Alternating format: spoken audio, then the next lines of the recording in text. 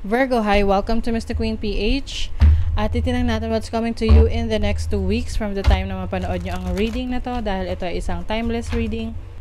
Anytime na mapanood nyo to, as long as makaka-resonate kayo, this reading is for you. And if you're interested in private readings, meron tayong promo, 25% discount sa mga tarot reading services ngayong November. Yung link nasa description at sa pinned comment kung gusto nyo mag-book for a private reading.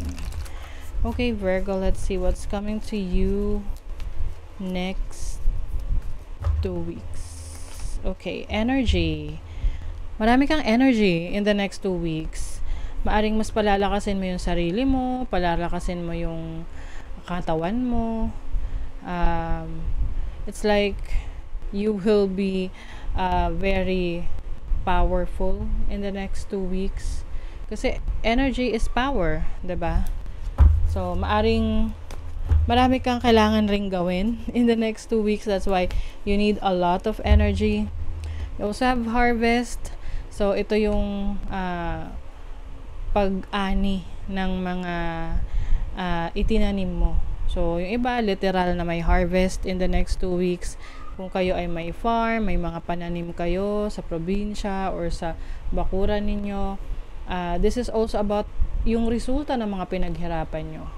So, makikita nyo na yung resulta. Yung iba, kung kayo ay nag-invest, yung mga investments nyo, nakikita nyo na yung mga resulta ng ininvest ninyo. Okay, you also have safe home. So, this is about protection, protection sa bahay, added safety. So pwedeng iba may installation ng CCTV, dashcam, or pwede ring may mga gagawin kayo sa bahay na mag-a-add kayo ng mga lock o kaya magpapakabit kayo ng gate. And this is also about yourself rin, no? Pwede kasi your body is your temple, that is your home. So maaring you will also protect your energies from the people na nagbibigay sa iyo ng negative energies. Okay, let's see what else. Virgo, next 2 weeks. You have the King of Swords. Very strategic. This is also your energy kasi ang Virgo is ruled by Mercury. So, very mercurial ang King of Swords.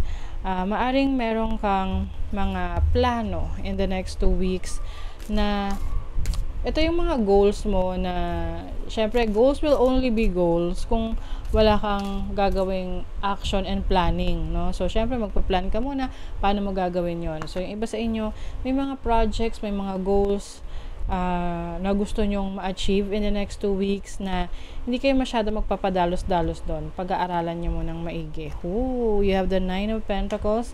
This is stability in your finances, having the things that you need. I think maganda yung harvest ninyo to. Kung ano man tong i-harvest ninyo, maganda yung ani. Oo, lalo na yung may mga pananim, merong farm, ayan, nasa agriculture, so good harvest para sa inyo. And also, pwede rin magkakaroon dito ng stability pagdating sa career mo, sa business mo. Maganda yung pasok ng pera, stable yung income.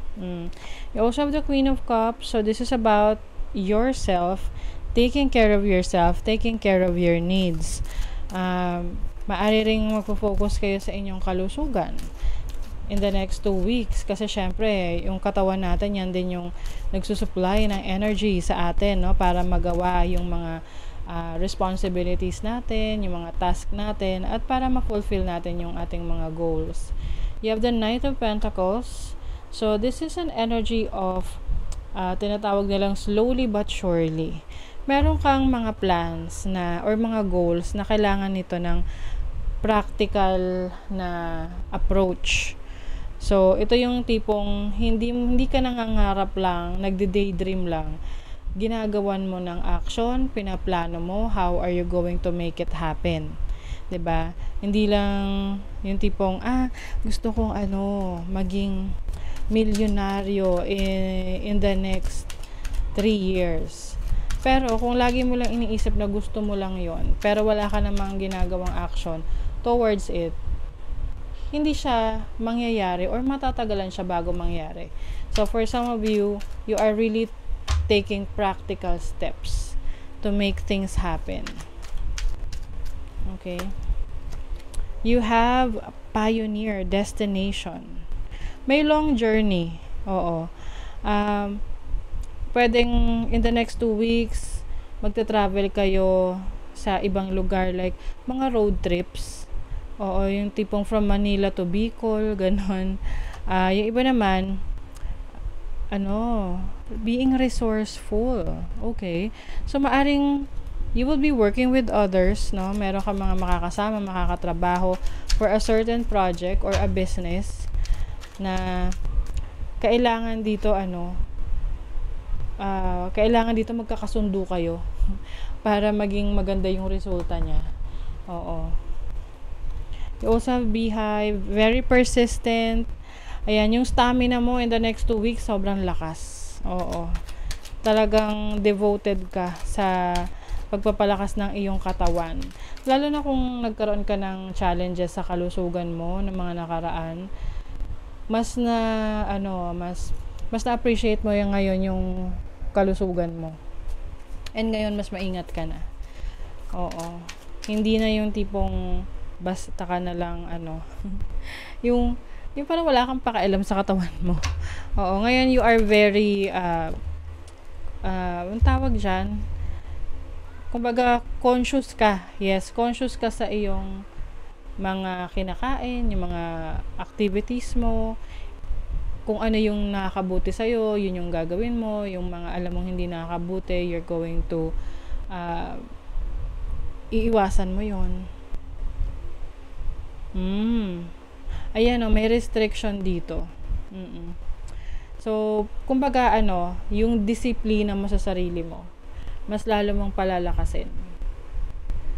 And, itong kabayo na to, 'di ba? Meron takip yung mata niya. Ito yung tipong focus, no? You will avoid distraction. Parang ayaw mo ma-distract. Focus ka sa goal mo. Oo. Sabi nga keep your eye on the prize. Kasi mas madali mo siyang ma-achieve kung hindi ka na di-distract. At naka-focus ka lang. Elevate. Oh. You get what you believe you deserve. It's time to raise your standards. Wow. You are raising your standards. May upgrade dito, Virgo. You will not settle for anything less. And, of course, you know your needs. Do you need more time for yourself? A break from thinking too much? A kind encounter with a friend? Your needs matter and it's time to honor them. So, kung ano yung mga needs mo for yourself, magiging very conscious ka rin sa pangangailangan mo. Kung kailangan mo ng break, kailangan mo ng pahinga, then do it. You deserve it. Okay? So, that is your reading, Virgo. Thank you so much. Good luck.